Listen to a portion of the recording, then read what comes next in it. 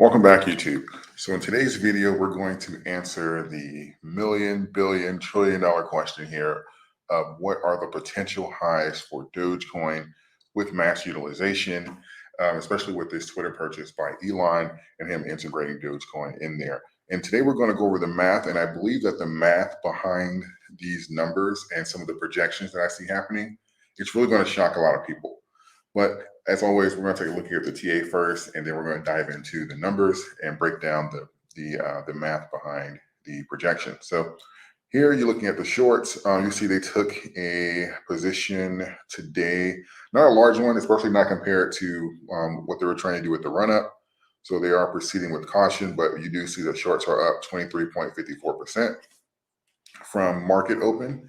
So not a colossal gain, but it's just something to keep an eye on, because you know that they'll typically try and take advantage of low volume. But after that whipping they got the other day, they are seeming to proceed with caution here, because I believe if we got down to around like the 10-cent mark, you'd probably see a lot of capital start flowing back in, because the catalyst has now changed. This is no longer about hype. This is about longevity and the literally the potential here behind the coin and this integration. So people are going to be a lot more willing to hold compared to just speculation purposes. So, and I think they're taking that into account.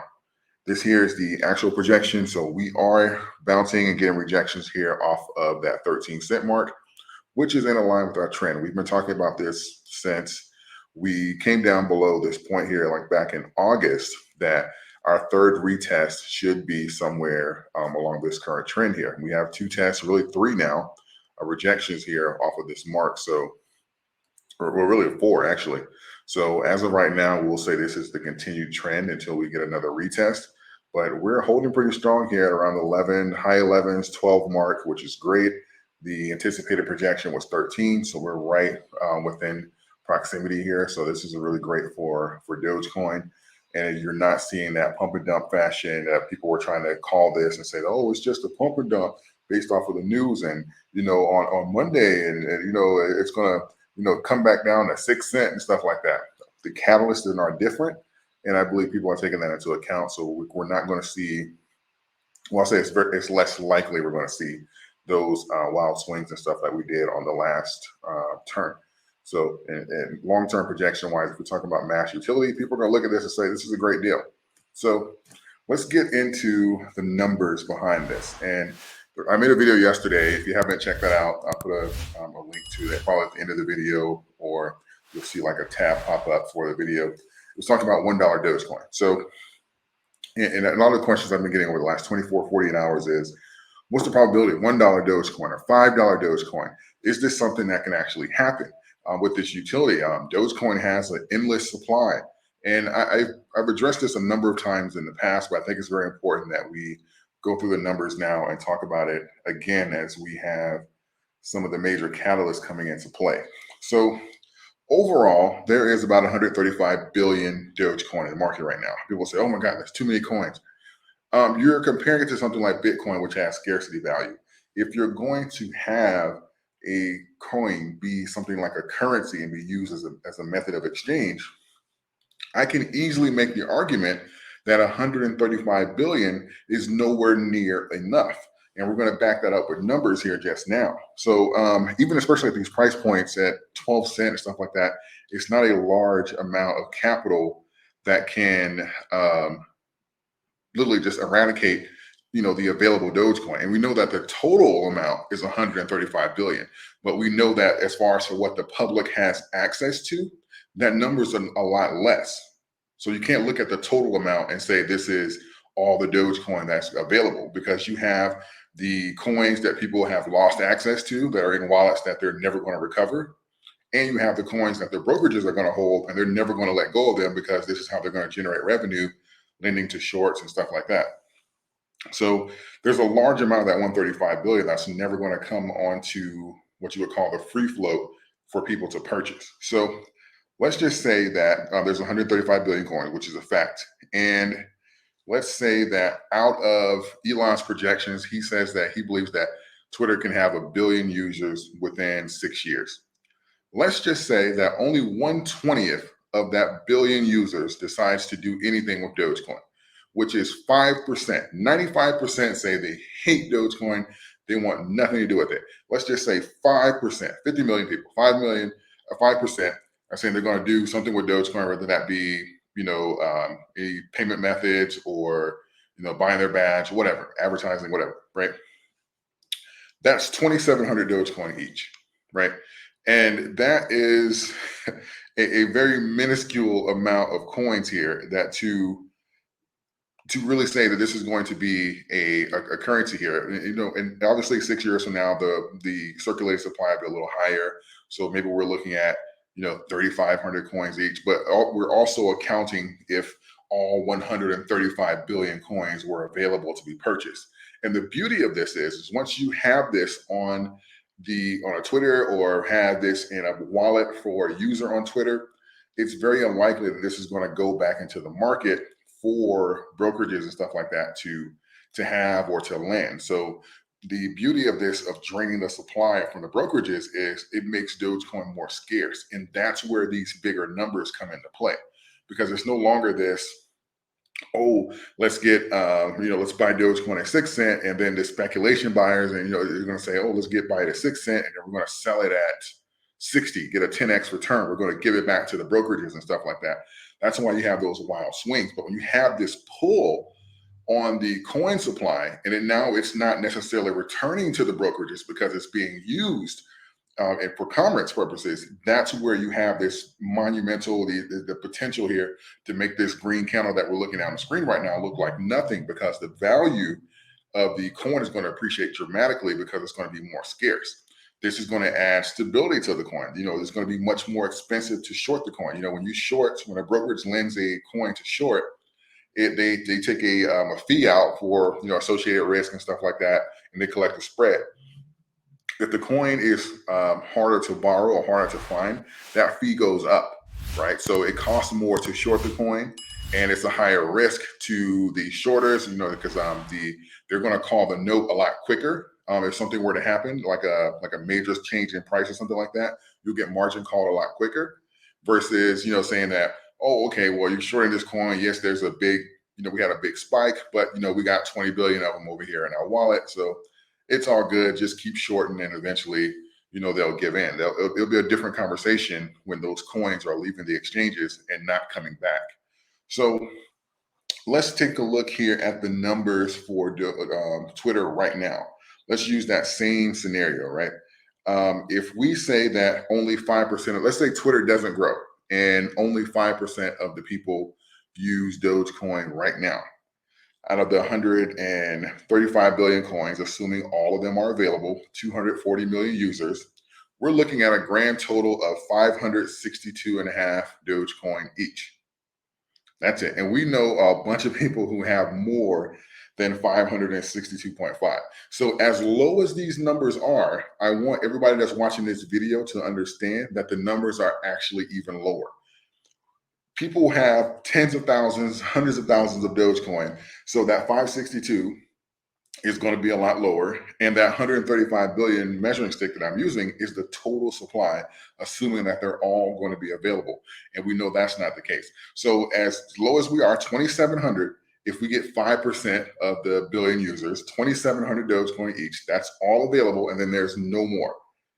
Right now, no growth, 5% integration. 95% say we don't want nothing to do with Dogecoin. 5% say, okay, we'll do something with it, whatever. The population of the community and stuff like that say, okay, we're going to use it. We're talking 562.5, and there's no Dogecoin left to purchase. What does that mean for the price? When you run out of something, or there's scarcity value, or the brokerages have a difficult time to get it, that is where things get very interesting in price. That's where, I don't want to say it's unchartable, but what the 12 cent and stuff like that, this will be kind of like the golden days, or like buying Coca-Cola in like 1920 or something like that. It's going to be historic what would happen at that point, because you'll have something that's being used as a method of exchange, but it's going to be a lot more stable and put up. And even at that point, if it's not returning to the markets and stuff like that, outside of for people selling um, that got in really low for speculation purposes, it'll be very difficult to even come by. And this is really how you have that currency phase come into play and add that stability. Because you can say that, oh, Bitcoin is going to be the gold and stuff like that, which is fine because it has scarcity value. But when it comes down to actual currency, and you say that, oh, okay, we're only 5 billion are going to be minted per year, you have a lot more stable situation here, and that inflation doesn't take control of the coin, and you have these wild swings of inflation where it's like, oh, what's inflation going to be this year? 8%. Oh, it needs to be at 2%. Oh, next year, what's inflation? 18%. You're not going to have that. It's not going to be this excess supply sitting on the market, and we also know what the predictable injections are.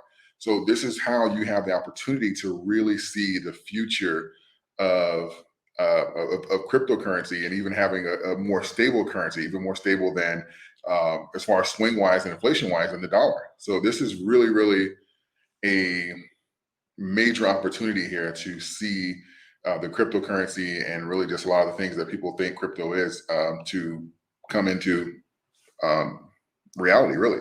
So the projections here of like $1, $3, $5 Dogecoin, we're looking at these prices. A dollar Dogecoin is going to be roughly around 135 billion. You look at the market, I think the crypto market peaked at around 3.3 trillion. When you start having retailers inject that kind of money in there, 135 billion, or a coin being worth 300 billion, 400 billion, we've seen this before. It's just held by institutions, institutional money and stuff like that, controlling these coins. But when you have something that's used as a currency, those numbers are not far-fetched at all. And you can best believe, if we start getting massive utility and outside of Twitter and other institutions start coming in and say, hey, look, we see the amount of people using Dogecoin over here, we're going to do business in Dogecoin as well. You don't think institutions are going to come in and start buying Dogecoin for those exact same purposes? For those exact same, even for the speculation purposes? It's going to be crazy. These numbers are going to be absolutely crazy. And I really just wanted to put the math out there just to say that, because I know that's a big argument. It's an endless supply, endless supply. If you're talking currency, if you're talking method of exchange amongst millions of people, 135 billion is not enough. Especially something that's currently 12 cents. Imagine 1 million people with 1,000 Dogecoin each, and you're telling me 135 billion is too many? The only thing that Dogecoin was missing was utility. And now that train is rolling, the game is now different. And we have to kind of, for the people that have been here, even on my channel for the last year or so, we have to kind of account for that. I salute you guys for staying patient.